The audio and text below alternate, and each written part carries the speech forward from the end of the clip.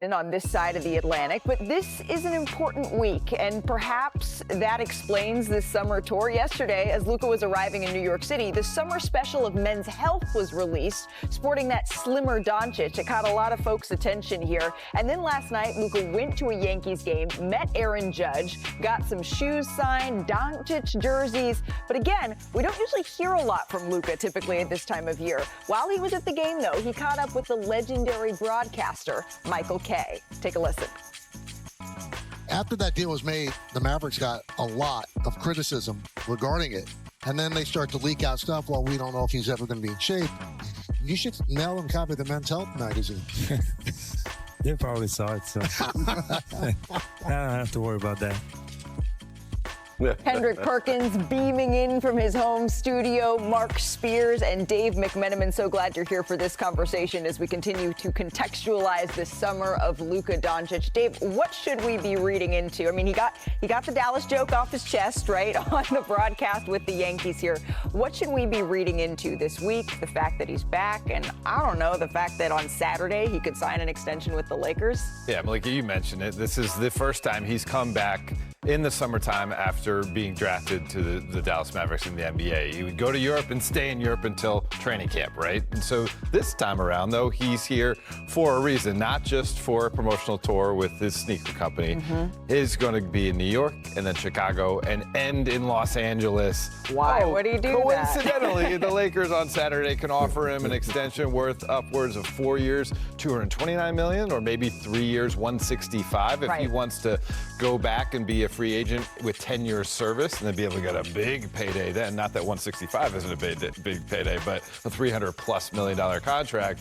And listen, I spoke to someone close to Luka over the weekend, and they told me that Luka's mentality is win now. So this isn't signing away to the Lakers and saying, okay, you guys go, you have my commitment, and I'll have some patience here. It's, I want to win this year. I want to win the subsequent year. So long as my name is signed to a piece of paper saying I will remember Los Angeles Lakers, I expect to be in a position to be able to raise banners at Crypto.com Arena. Okay, so there's a whole lot of there.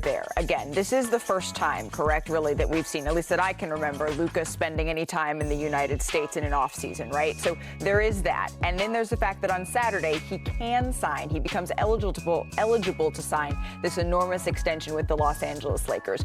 We're not reporting that that's happening right now, but it does seem like a mighty big coincidence here, Perk, that Luka would be in Los Angeles on the date that he is eligible to sign. But Dave said something important here. He said that Luka wants to win now. Does this Luka that we've seen on the health cover here put them in championship mode? Hell yeah, absolutely it does. I mean, think about it. He went to the NBA Finals and he was chubby, still drinking beer. Now you have an in-shape Luka, who guys see his cheekbones, I see veins popping out his ear. And my high school coach always used to tell me, right, you never know who's watching you when I used to go to AAU tournaments. Well, the world is watching Luka. And not only the Laker fan base and the Laker organization, but guess who else is watching Luka? His teammates. He has set the bar this summer and showed commitment not only to the organization, but to his teammates and also the most important person on his team right now, and that is LeBron James. LeBron James, over the past 2 days, have been posting on social media that the king is back to work. The king is in the lab at 4 a.m. in the morning. Seems like LeBron James is excited. Because remember, Dave, you reported that LeBron was going to be keeping an eye out on the Lakers and the moves that they were going to make. Well, they made some moves. They got DeAndre Ayton. They got Marcus Smart. Most importantly, they got an engaged Luka Doncic, who LeBron James admires so much and wants to play alongside with. So this is all positive for the Laker fan base and the Laker organization. You know, just like Luther Vandross, whether he's big, whether he's skinny, he can perform. He's going to be a showstopper. We know what he's going to be on offense. He's going to be legendary. I want to see what he is on defense.